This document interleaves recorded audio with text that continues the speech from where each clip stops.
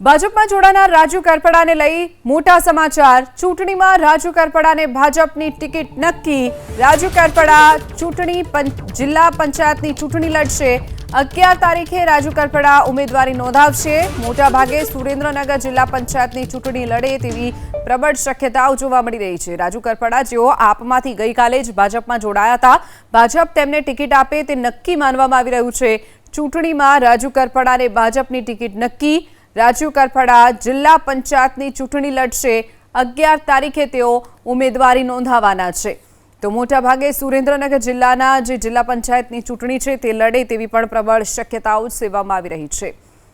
થોડા સમય પહેલા જ તેઓએ આપમાંથી રાજીનામું આપ્યું હતું ને ગઈકાલે પોતાના જે સમર્થકો હતા તેમની સાથે કમલમ પહોંચી અને ત્યારબાદ ભાજપનો કેસરીયો ખેસ ધારણ કર્યો હતો અને હવે ભાજપ તેમને ટિકિટ આપે તે નક્કી માનવામાં આવી રહ્યું છે।